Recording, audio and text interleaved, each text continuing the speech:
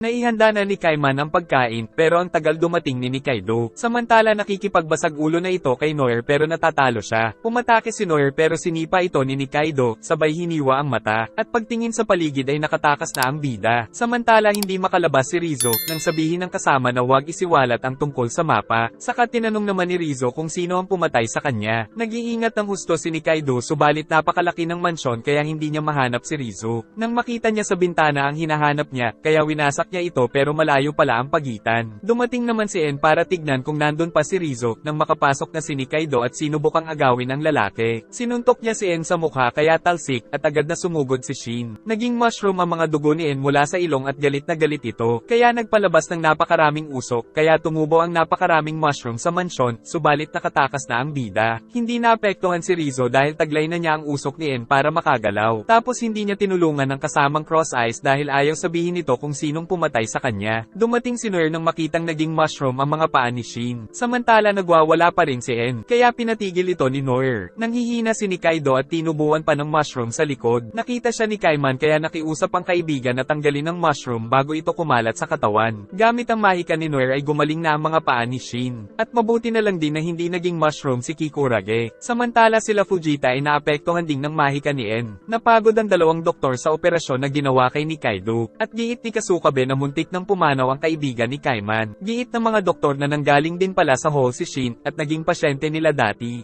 Ikinwento ni Vo 10 taon nang nakakalipas ay walang laban ng mga sorcerer sa bantay ng hall na tinatawag na The Neighborhood. Araw-araw ay pumapatay ng mga salamangkero ang mga ito. Si Shin daw ay isang kalahating tao at kalahating salamangkero. Napatay ang nanay niyang sorcerer ng neighborhood kaya itinago nila ng tatay niya na may dugo din siyang sorcerer. Ngunit isang araw ay nasugatan si Shin sa trabaho at nakita ng boss nila ang dugo niyang may black particles. Dahil dito ay isinumbong kaagad siya ng boss sa neighborhood para sa pera. Agad na dumating ang neighborhood para patayin si Shin. Pero iniligtas siya ng ama kaya nasipa ni Shin ang boss niya, saka siya tumakas at tumalon mula sa bubong. Giit ng tatay niyang hindi nakakagamit ng mahika ang anak, subalit siya ang pinagdiskitahan nito. Nakita niyang wanted na siya kagad, subalit bumalik pa rin sa bahay nila para sa kanyang ama. Nang makita na pinatay pala ito ng neighborhood, naghihintay din pala ang mga ito sa kanya. Samantala nakaramdam ng labis na pagkamuhi si Shin, kaya napatay niya ang isa gamit ang martilyo. Napabagsak siya ng isa, subalit sinaksak ang paa nito, saka tinusok sa ulo hanggang mamatay kaya natakot sa kanya ang natitira. Iniwan niyang patay ang tatlo kaya lalo siyang naging wanted. Ngunit lahat ng lumapit na neighborhood ay napapatay niya. Tapos isang gabi ay nakita nila Vo si Shin na pinagpuputol ang sariling kamay para mahanap ang ugat na naglalabas ng usok. Akala ni Shin ay ibebenta siya sa neighborhood ng dalawa pero tinulungan pa siya ng mga doktor sa hinahanap niyang ugat. Tagumpay na nahanap ni Kasukabe ang ugat na naglalabas ng mahika. Nais ni Shin na ayusin nila ang pinagpuputol niyang kamay tapos maghahanap daw siya ng sorcerer na tuluyang makakaayos nito. Paalis na si Shin nang makita ang batang nagbebenta ng gyoza, na itinakbo ni Shin ang isa, at ilang oras ang nakalipas ay dumating sa ospital ang napakaraming neighborhood members na nabiktima ni Shin. Nabuhay pa rin kahit pinaghihiwa dahil sa mahika ni Shin. Dahil dito ay naubos ang neighborhood members, kaya mas lumakas na rin ang mga sorcerer. Pumasok ang tatlo para bigyan ng pagkain si Nikaido, nang sabihin nitong may nakita daw siya sa bintana, tapos ang pangit daw ng luto ni Kaiman. Kaya umorder na lang si Kaiman ng pizza at ibinigay sa kaibigan. Ipinakita ni Kasukabe ang sorcerer pass na nakuha niya kay Nikaido, palatandaan na isa daw itong sorcerer. Pero ayaw itong paniwalaan ni Kaiman. Samantala kasabay ng kidlat ay may kumuha kay Nikaido na narinig kagad ni Kaiman. At pagtingin ay nawala nga ang kaibigan. Hinabol niya ang kumuha dito hanggang sa makarating ulit sa eskinita. Nang makita ang lagusan sa kanal kaya hindi siya tumigil na iligtas ang kaibigan. Napatid siya sa isang binti, nang makita na binti pala ito ng halimaw na may matibay na shell kaya napatalsik siya sa tubig. At nakita sa tubig ang mga bangkay na lumulutang. Kinagat siya sa balikat ng halimaw tapos kinain ito, kaya nagkaroon siya ng pagkakataon na makatakbo. Nakita niya ang kumuha kay Nikaido na agad niyang itinulak sa pader. Subalit inutusan ng lalaki si Johnson na tulungan siya. Giit ng lalaki na nangongolekta siya ng itim na hiya sa mga biktima ng mga salamangkero upang magkaroon din siya ng kapangyarihan. Pero wala daw ito kay Nikaido, kaya si Kaiman ang pinagdiskitahan niya.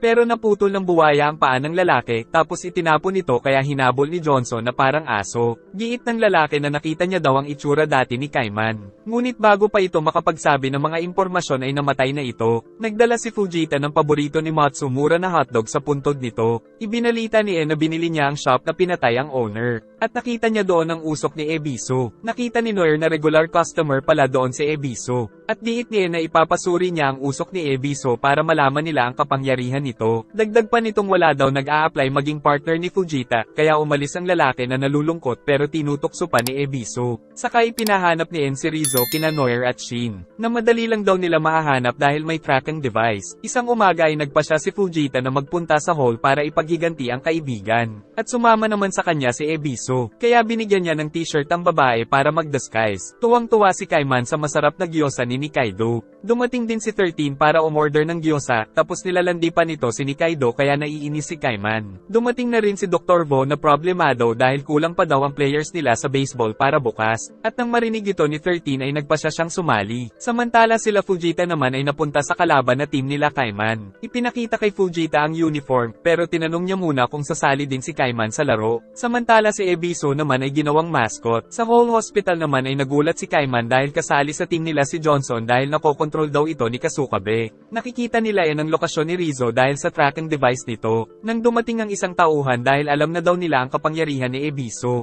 pero dahil lampa ang tauhan ay tumapon ito kay Noir. Dahilan para maging isang halimaw ang babae. Itinuro ng coach nila Fujita na may walang katapusang bangin sa gitna ng court. Nang dumating sila Kaiman ay agad siyang nakita ni Fujita. Nagpayabangan ng pinuno ng dalawang team saka nagsimula ang laro. Samantala si Ebisu ay nag-enjoy sa pagiging mascot na shark. Ang unang batter ng Team Vo ay si Frankenstein. Nakita ni Fujita na ito ang katawan ni Matsumura na si Kasukabe pala ang may gawa. Pero napagtanto ni Fujita na pwede niyang dalhin si Matsumura kay Kikurage para muli itong buhayin. Tinamaan ni Frankenstein ang unang bola, ngunit muntik na siyang mahulog sa bangin pero agad na tinulungan ni Fujita. Si Kaiman na ang magiging batter, kaya mas nilakasan ni Fujita pero nagawa pa rin tamaan ni Kaiman. Sinabi ni Ebisu na gumamit siya ng mahika, kaya naman nagminti si Dr. Vo sa bola. Saka nagbigay ng maiinom si Ebisu sa Black Team. Ngunit gamit ang controller ay inutusan ni Kasukabe si Johnson na tumakbo ng mabilis kaya sila nakascore. Samantala nakatulog na ang dalawang biktima ni Ebisu. Saka nagplano si Fujita na nakawin si Matsumura sa tamang pagkakataon. Dahil sa teamwork nila ni Kaido at Kaiman ay lumaki ang kalamangan nila sa kalaban. Charge ng doktor si Frankenstein dahil kailangan daw nito sa tuwing kalahating oras dahil kung hindi ay magwawala ito. Tapos ipinahabol ni Vo si Ebisu kay Johnson. Nilagyan ni Fujita ng mahika ang bola kaya hindi nasalo ni Kaido. Nag-alala si 13 pero chill lang si Kaiman dahil mas kilala niya ang babae. Ngunit sa pangalawa ay tinamaan ni Kaido ang bola na tumama naman sa coach ng kalaban kaya bulagta ang matanda. Dahil dito ay nagkaroon ng pagkakataon si Fujita kaya kinuha niya si Matsumura, habang si Ebisu ay hinahabol pa rin subalit tagumpay na nakatakas kay Johnson. Pagdating sa base ay nakita ang isang tauhan ni na namatay, nang makaramdam ng matinding sakit ng ulo si Ebisu. Samantala si Noir ay naging isang halimaw dahil sa usok ni Ebisu na natapon sa kanya. Matapang na kinalaban ni Shin ang partner niya subalit nasakal siya nito, pero natusok niya naman ang leeg, subalit nabutas pa nito ang tagiliran niya. Sa kabila nito ay natalo pa rin niya si Noir, kaya dinala nila ito sa kaibigan ni na si Chota. Nagsagawa si Chota ng ritual para matanggal ang mahika ni Ebisu kay Noir, kaya nakabalik na sa dati ang babae. Samantala kasama ni Fujita ang dalawang nilalang na nababaliw na. Giit ni Kasukabe na magwawala na daw si Frankenstein dahil kailangan na nito ng charge. Inihagis nito si Fujita, saka inangat si Ebisu, kaya nang magalit ang babae ay nakapagpalabas siya ng mahika, at nagawang mag-transform na isang halimaw kaya pinatay nito si Frankenstein. Dinala ni Fujita ang parte ni Matsumura kay Kikurage, subalit hindi na ito mabuhay. Nalaman nila na ang magic ni Ebisu ay transformation magic, kaya nagagawang butiki ang sino mang tamaan ng usok nito. Kaya itinanong ni kung may kinalaman si Ebisu kay Kaiman, kaya naalala nitong siya ang hinahanap ng tao sa bunganga ng buwaya. Nakita ni Kaiman ang peklat ni Kaido, kaya naisip niyang ayaw niya nang idamay pa ito kaya umalis siya mag-isa para sa misyon. Nagdala si Kaido ng pagkain para kay Kaiman, kaya nalaman niya mula kina Dr. Vo at Dr. Kasukabe na nagpunta si Kaiman mag-isa sa mundo ng mga sorcerer. Samantala si Kaiman ay kasalukuyan ng hinahanap ang tao na nagngangalang Rizzo. Nagpunta siya sa Kabil Park na puno ng mga sorcerer. Itinanong niya sa isa kung kilala nito ang Cross Eyes, kaya inakala nito na naghahanap si Kaiman ng itim na pulbos, at dagdag pa nitong babalik daw ang Cross Eyes pagkatapos ng Blue Night. Sa sobrang gutom ay napaupo na lang si Kaiman, nang makita niya ang isang sorcerer na binubugbog. Subalit napaslang agad ang isa sa mga ito dahil tauhan niya pala ang binubugbog. Sinaksak ni Kaiman ang isa, tapos inuntog sa sahig ang ikalawa, saka sinaksak sa mukha ang ikatlo. Subalit nakatakas ang pang-apat, dahil sa nangyari ay inanyayahan ng lalaki si Kaiman na kumain. Tapos ipinakilala si Kiryu na kamukha ni Pennywise pero agad na umalis dahil shy type. Giit ng boss na kidnapper daw ng mga talentadong sorcerer ang nakalaban nila dahil malapit na ang Blue Knight. Tapos nakita nila na buwaya pala ang ulo ni Kaiman. At dahil wala ring bahay at trabaho si Kaiman ay tinanggap na lang siya ng boss bilang empleyado. Nagpakilala ang boss ng shop na si Tanba, tapos ang waiter ay si Fukuyama. Samantala naglakbay si Rizzo sa kalaliman ng gabi hanggang makauwi sa bahay niya. Pero dahil matagal siyang nawala ay namatay na ang cactus niya at inamag na ang pagkain sa ref. Saka naalalang isa rin sa cross eyes ang pumatay sa kanya. Naalala niya nung binigyan siya ni Tanabe ng trabaho na i-deliver ang itim na pulbos. Ngunit hindi siya pinayagan na isama ang partner niya. At sa labas ay nagbabala ang partner niyang si Aikawa dahil mapanganib daw ang cross eyes. Kaya tawagan lang siya nito kung kailangan. Nagpunta mag-isa si Rizzo gaya ng utos, nang bigla siyang pinatay ng walang kalaban-laban. Kaya kailangan niyang magtago sa cross eyes. Saka napansin niyang paubos na ang usok sa robot na katawan na ginagamit niya para makagalaw. Nagsimula na sa trabaho si Kaiman sa paggawa ng pie. Pero bantay sa lakay ang bida dahil kinakain niya ang paninda. Saka lumalabas na rin ang mga Blue Beetle dahil malapit na ang Blue Knight. Isang pagtitipon upang makahanap ng partner ang mga sorcerer. Naghahanda sila para sa Blue Knight kaya nagpagawa ng mga costume ayon sa mga kagustuhan nila. Kaya sinukatan na sila nito isa-isa. Nagkaroon ng application para maging partner ang grupo nila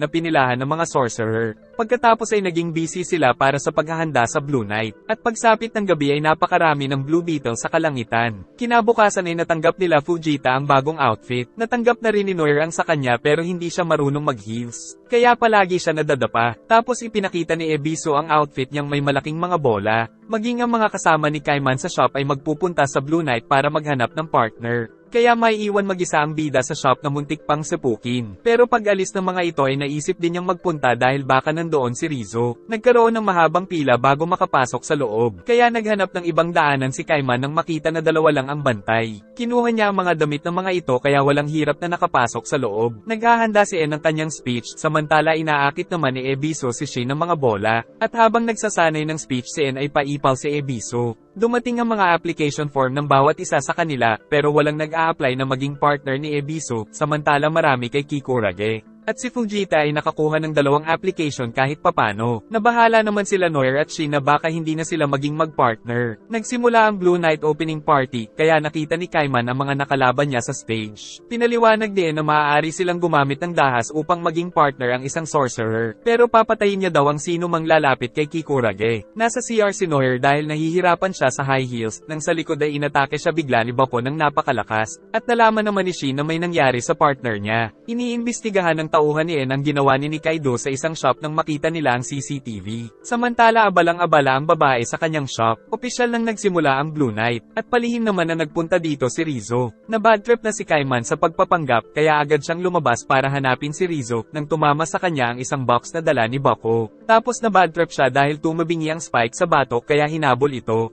Nasaksihan ni Shin ang pinsala ng sumabog kay Noir nang siya ay inatake din pero nakailag. Ang salarin pala ay si Yaku the Sniper. Tumakbo si Shin subalit may nakaabang pala ng mga injection sa chandelier. Nang pinabagsak ito ni Yaku at nahulugan si Shin. Naitanong ni Fujita kay En kung paano naging magpartner sila Shin at Noir. Nagsimulang magkwento si En tungkol sa dati niyang negosyo na ramen. Isang araw ay nag 1-2-3 daw sa shop niya si Shin. Kaya hinabol siya ni Noir. Dahil dito ay niyaya ng duelo ni Shin si Noir gamit ang magic. Pero nakita ni Noir na namamatay na ang kamay ni Shin, kaya imbis na kalabanin ay pinagaling niya ito. Pero pinukpok pa rin siya ni Shin sa ulo. Kaya labis na nainis si Noir. Isang araw ay nag-apply daw si Shin kay En bilang hitman. Samantala si Noir ay nagsasanay gamit ang malaking paniki sa likod upang pakainin ito. Isang araw ay muling nagkita ang dalawa dahil nagtatrabaho na dito si Shin bilang janitor at hitman. Nang kakain na sila ay dito lang nalaman ni Shin na isang babae si Noir. Tapos nakipagpustahan si Shin na kung sino ang mauunang matapos kumain ay ililibre ng mahuhuli. Pero tapos na pala siya kaya nakalibre si Shin. Isang araw habang kumakain ay pinasabog na lang sila bigla ng isang sorcerer. Pinapatakas na ni Shin si Noir, pero ayaw ng dalaga kaya nagpa siya na lang na magtulungan ang dalawa. Galing sa itaas ay hinampas niya ang ulo ng malaking bato. Tapos pinasabog lang ni Shin ang isa pa hanggang maging usok. Subalit buhay pa pala ang isa na bigla silang inatake. Kaya naputol ang katawan ni Shin dahil sa pagprotekta kay Noir. Subalit pinagaling daw ni Noir si Shin. At mula noon ay naging magpartner na sila. Samantala isinilid ni Yako si Shin sa isang bag. At nakita naman ni Tanba si Kaiman kaya nasapok siya. Saka pinagalitan dahil iniwan nito ang shop. Itinanong ni Kaiman kung ano ang magic ni Fukuyama at nang sabihin nito na nakakagawa siya ng pagkain ay humingi ang buwaya. Kaya pinagsasapok na naman siya. Tumakbo siya at nakakita ng pagkain kaya umorder ng malaking gyoza. Subalit si Yako naman ang nakatama sa ulo niya. Giit ni Bako na itinago niya daw si Noir sa espesyal na box upang hindi makagamit ng magic. At dahil natapon ang pagkain ni Kaiman ay nagalit siya sa dalawa. Pero pinasabog lang siya ni Bako kaya tumalsik. Pinigilan sila ni Tanba dahil sa ginawa kay Kaiman. Kaya nagalit si Bako ngunit binato ni Kiryu ng pay ang baril nito kaya sila ang sumabog. Tapos pinagsasapak siya ni Tanba hanggang tumalsik. Pero napatalsik pa rin sila Tanba at Kiryun. Bago ulit makaatake si Bako ay pinutol ni Kaiman ang kamay sa kasinaksak. Dahilan para sumabog ito. Tapos si Yako ay ginawa lang isang malaking pie ni Fukuyama. Samantala si Rizzo ay pumasok sa isang warehouse para magnakaw ng usok. Nang mapansin niya ang malaking kahon. Nang buksan ay nakita si Noir, kaya nakagamit na ng magic si Noir at muling nabuo ang katawan. Hinihintay pa rin ni Fujita ang nag-apply na maging partner niya. Samantala sa likod ay nagnakaw si Rizzo, tapos ang disguise siya para hanapin si Aikawa. Nagsimulang magbenta ng pie sila Kaiman. At nang magkasalubong ay nagkapansinan ng dalawa, pero tinawag na ng boss niya si Kaiman. Umaga na ngunit wala pa rin ang hinihintay ni Fujita nang makita sila ni Noir na dala ang aso ni Shin para hanapin ito. Sinampal ito ni Ebiso kaya hinabol siya. Tapos nagpa siya si Fujita na tumulong sa paghahanap kay Shin. Sa tulong ng aso ay nakita nila ang malaking pie. Kaya kinain ito nila Ebiso at ng aso. Napaupo na lang si Noir sa gilid nang mapansin na gumagalaw ang malaking bag dahil nandito pala si Shin. Nalulungkot naman si Fujita dahil hindi siya sinipot ng magiging partner nang ipakita sa kanya ni Ebiso na siya pala ang nag-apply kay Fujita. Nakakuha si En ng litrato ni Nikaido sa CCTV. Kaya naisip niyang baka ang babae ang hinahanap niya upang maging partner. Kaya gumawa siya ng manika at nilagyan ito ng kabute na parang mangkukulam. Samantala nagdadaos ng kaarawan si Dr. Vo at pagkatapos ay nagpa siya si Nikaido na sundan si Kaiman. Nang biglang tumubo ang mushroom na inilagay ni En sa kanya. Tapos naging isang halimaw ang mushroom. Kaya nakita na ni En kung nasaan si Nikaido. Gumamit si Vo ng baseball bat, subalit tinunaw siya nito hanggang sa maging mushroom na lang. Lumaban si Johnson, binulag at kinagat ito kaso nalagyan din ng likido ang kanyang paa. Inutos ng babae na magpunta sila sa second floor, dito ay tinapala ni 13 ang sugat ni Nikaido, subalit nagpupumilit na pumasok ang mushroom.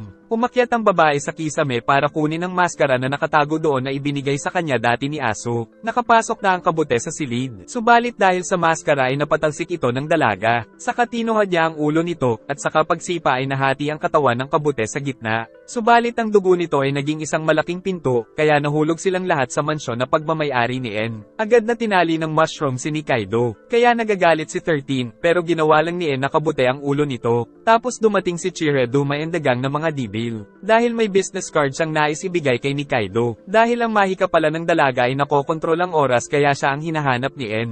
Tinali ni En si Nikaido para sa pilitang maging partner ito. Tapos umupo silang lahat sa silya, habang nakatingin lang ang dibil na si Aso. Nang magsimula ang ritual ay sa pilitan nilang ginawang partner ni En si Nikaido. Bukal naman sa loob nila Shin at Noir na muli silang magpartner. Samantala nasa toilet si Ebiso kaya hindi na sila nagkaroon ni Fujita ng kontrata. Nabalita naman na may partner na si En, samantala tino-torture sila kasukabe sa kulungan pero chill lang ang doktor. Nakatali si Johnson at si 13 ay hindi makakita. Nakita nila sa butas na bihag din si Nikaido. Saka napagtanto nilang imposibleng makatakas dito. Nanaginip si Kaiman na nasa isang pasilyo, tapos sa loob ng silid ay nakakita ng isang bangkay, at bigla pang may tumawag sa telepono. Ngunit pagsagot niya ay hindi maintindihan ang sinasabi. Tapos may sumilip sa pinto na napakabaho saka siya nagising. Kaya lumabas muna siya para magpahangin. Lumabas din si Tanba para samahan siya. Tapos pinilit siya ng boss na magsabi ng totoo. Kaya nagtapat siyang wala siyang naaalala sa nakaraan. Dahil dito ay nagpa siya ang boss na tulungan siya, at nang hindi siya pumayag ay kinutosan na naman. Saka naisip ng boss na may kilala siyang cross eyes. Kinabukasan ay sinamahan siya ni Tanba sa kulungan dahil nandito daw ang cross eyes na dati niyang suki. Bumaba sila sa napakainit na kulungan dahil malapit daw ito sa impyerno.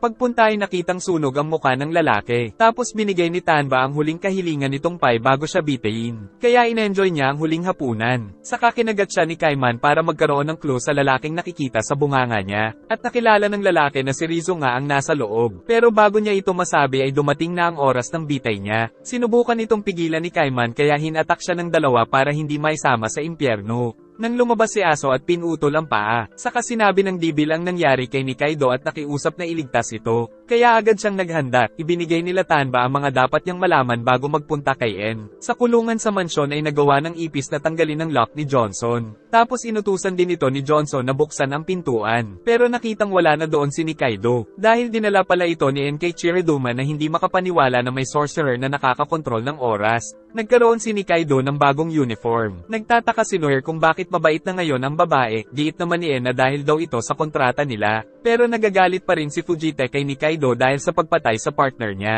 Ngunit inutusan siya ni En na kalimutan na ang puot niya sa babae. Dahil dito ay nagmukmuk na lang si Fujita sa labas, at di napansin na may kumuha sa gamit niya. Dahil nakalabas na pala sila Kasukabe na nanghaharas ng sorcerer. Inutusan ni Fujita si Ebiso na mag-transform, ngunit naging butiki lang ito dahil hindi sapat ang usok. Kaya tinutukan sila ni Kasukabe, subalit nahuli ni Noir si Johnson, tapos pinutol ni Shin ang kamay niya. Pero nakilala siya ni Shin na ito ang tumulong sa kanyang doktor noon. Kaya nadismaya si Fujita. Pinrank ni Chota si Nikaido ng bowling ball kaya nagdugo ang ulo nito. Tapos binigyan pa siya ng tsaa, subalit may lason. Giit ni Chota na tinitraining niya daw ang babae dahil siya na ang partner ni En. Tapos ipinakita ni Chota ang pelikula ng totoong buhay ni En. Noong ipinanganak daw si En ay aksidente niyang nagawang kabute ang mga magulang niya. Kaya nabuhay siya sa pagkain ng kabute sa loob ng silid. Isang araw nang may pumasok na magnanakaw sa bahay nila ay kinuha siya nito tapos ipinagbili sa isang factory ni Gorillia. Na illegal na kumukuha ng usok ng mga sorcerer hanggang sa matuyot at mamatay. Samantala itinitinda nila ang usok na nakolekta. Nagtrabaho daw siya doon ng 9 na taon, at nang maubusan na siya ng usok ay itinapon na lang sa ilog. Tapos kinuha daw siya ng isang dibil, at itinapon sa impyerno. Isang araw ay nakita ng mga dibil na nagawang kabute kung nasaan si En. Nabuhay siya sa kakakain ng kabute, kaya pinatakas na siya ng mga dibil. Bumalik siya sa factory para ipaghiganti ang sarili kaya ginawa niyang kabute si Gory, tapos winasak din niya ang buong factory. At lahat ng mga nailigtas niya ay naging mga tauhan niya, isa na rito si Tenjin. Kaya nagplano siyang ubusin ng masasamang sorcerer. Hanggang sa dumami sila ng dumami. Pagkalipas ng 2 dekada ay napakarami na nila sa isang mansyon. Subalit nababahala sila sa isang killer na mga malalakas na sorcerer. At isang araw ay sinabi ng isang member na meron na namang biktima. Sinabi ng biktima na isang cross-eyes daw ang gumagawa ng pagpatay, at nagpatuloy ito hanggang sa maubos ang mga tauhan ni En. Nagagalit na si Noir, pero giit ni Shin na hintayin nila si Tenjin. Tumawag si Tenjin dahil alam niya na daw ang hideout ng killer. Kaya nagpunta sila Shin at Noir. Pero pagpasok ay nakita nila ang katawan ni Tenjin, at ang ulo ay hawak ng killer. Sumunod si En dahil nag-aalala sa dalawa. At totoo nga dahil nagilitan nito sila Shin at Noir ng sabay.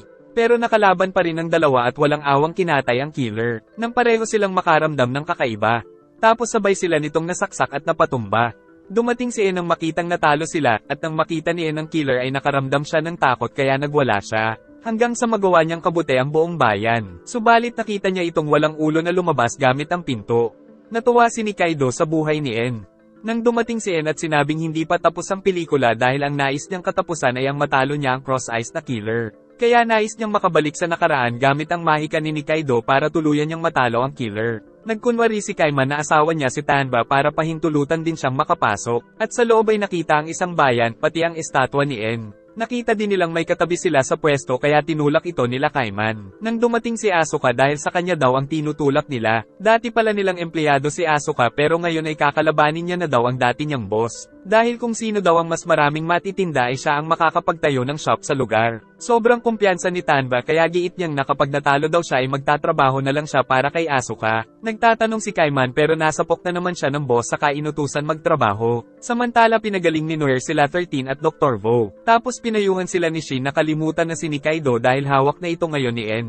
Ipinakita ni Fukuyama kay Kaiman ang dyaryo na naglalaman ng balita tungkol kay Nikaido. Ikinalungkot ito ni Kaiman kahit na noon pa man ay alam niyang isa talagang sorcerer ang kaibigan. Tapos nakita niya si Nikaido na naglalakad kasama si En. Nakita din ito ni Tanba pero tila sumuko na si Kaiman sa kaibigan. Dumating ang mga customer subalit lahat ng mga ito ay nagpunta kay Asuka. Dahil tila gumagamit ito ng Gayuma gamit ang usok na kulay pink. Ngunit pagtikim ng mga judge ay hindi sila masyadong nasarapan, maliban na lang sa mga lalaki na nahulog sa Gayuma. Kaya tumayo sila para bumili pa kay Asuka. Napansin nila Kaiman na nababaliw ang mga lalaki kay Asuka, kaya napagtanto nilang gumagamit ito ng mahika pero tila napapagod na siya. Nagtungo siya sa loob ng bodega, at sa loob ay gumagamit pala siya ng isang halimaw para makagawa ng mga pie. At ang usok ang nang-aakit sa mga kalalakihan. Pero hindi nito tinatablan ng dalawa dahil immune sila dito. Samantala napansin ni Kaiman na mag-isa si Nikaido dahil busy sila Kaya pumayag si Tanba na umuwi na si Kaiman at dalhin ang kaibigan sa hall. Agad namang tumakbo ang buwaya at hinatak si Nikaido. Saka dumating sila Noir para bumili ng pie kay Tanba dahil ang tinitinda niya ang tunay na masarap. Samantala dahil sa dami ng ginamit na kapangyarihan ay nawala ng malay si Asuka, kaya nawala na ang mahika sa kalalakihan at mabilis na nag-alisa ng mga ito sa kanyang shop. Dahil dito ay tinikman ni ang tinda nilang pie. At nang magustuhan nito ay itinanghal silang panalo ng ganun kabilis. Samantala tumakas na sila Asuka habang may panahon. Tumatakbo sila Kaiman subalit ayaw na daw sumama sa kanya ng kaibigan. Hindi maintindihan ni Kaiman kung bakit nagbago ang kaibigan. Hanggang sa atakihin ni Nikaido ang buwaya at papatalsik siya sa pader. Tapos hindi tumigil ang babae sa pag-atake dahil gusto niyang lumaban si Kaiman sa kanya. Muling sumugod si Nikaido ngunit nasuntok sa pagmumukha kaya talsik. Samantala si Chota ay ipinagdarasal na mamatay na sana si Nikaido dahil gusto niya ay siya ang maging partner ni Nakita niyang tumalsik ang buwaya na kinakalaban pala ni Nikaido. Tapos kahit naipit si Kaiman ay tinuhad pa rin siya ng dalaga. Kaya nag-crack ang sahig at nahulog siya. Nang magising siya ay nasa ilalim na. Kaya ubos lakas siyang gumapang para makapagtago kay Nikaido. Bumaba si Nikaido nang makita ni Kaiman sa salamin ng isang lalaki. Tapos sinaksak ng lalaki si Nikaido sa likod. Pagsilip ni Chota ay nakahiga na ang babae. Kaya naisip niyang pinakinggan ang kanyang hiling na mamatay ito. Dumating si Aso at sinabing hindi pa patay ang babae. Nakuha ni Aso ang kontrata ni sa katawan nito, tapos hiningi ito ni Chota. Dahil dito ay bumalik na sa katinoan ang dalaga, sa kagiit ni Nikaido na iba daw ang sumaksak sa kanya. Samantala naghahanap na sila nang makaramdam siya ng sakit ng dibdib dahil sa natanggal na kontrata. Pero sinabi ni Aso na hindi makakawala si Nikaido sa kontrata hanggat hindi namamatay si o hindi pa natatapos ang 4 na taon. Natagpuan na nila si Kaiman. Ngunit dahil naisip ng buwaya na isang sorcerer din ang kaibigan ay kinagat niya ito. Kaya nakilala niya na si Rizzo ang nasa loob. Paglabas ay sinabi niya ito kay Kaiman. Samantala kumakain sila Kasukabe nang sabihin ni Shin na kailangan na nilang bumalik sa hall bago pa malaman ni Pumasok na rin si sa simbahan kaya kinabahan sila Chota. Kaya gumawa ng pinto si Aso para makatakas ang dalawa pero ayaw nang magtiwala ni Kaiman sa kaibigan. Saka nakita na ni si Nikaido. Ngunit kagagawan lang pala ito ni Aso dahil si Chota pala ang nakita ni Dahil ang tunay na nangyari pala ay pinilit niyang ipasok sa pinto ang dalawa. Tapos ginawa niyang kamukha ni Nikaido si Chota. Noong una ay nagalit si Chota pero napagtanto niyang magiging partner na siya ngayon ni Napunta ang dalawa sa napakalayong lugar sa mansyon ni Nagtago kagad sila nang makita ang ibang dibil dahil siguradong lagot sila kapag nalaman na niligtas sila ni Aso. Kaya nagpasya silang magtago sa gabi kung saan maraming dibil sa labas. Kaya daw pala nagpapanggap na tao si Nikaido ay para magtago sa mga sorcerer na tulad ni na hinahangad ang mahika niyang nakakamanipula ng oras. Tapos kaya niya kinakalaban ng kapwa sorcerer ay para matanggap siya ng mga tao. At para matanggap siya ni Kaiman. Pagkatapos kiligin ng buwaya ay nagkaroon sila ng pangako sa isa't isa na hindi gagamitin ni Nikaido ang mahika nito. Nang sa ganun ay habang buhay silang maging magkaibigan. Nag-enjoy ka ba? Maraming salamat sa panonood at mag-like and subscribe ka na rin at paki-follow na rin pati sa ating Facebook page na makikita ang link sa description ng video. Wawa chup chup.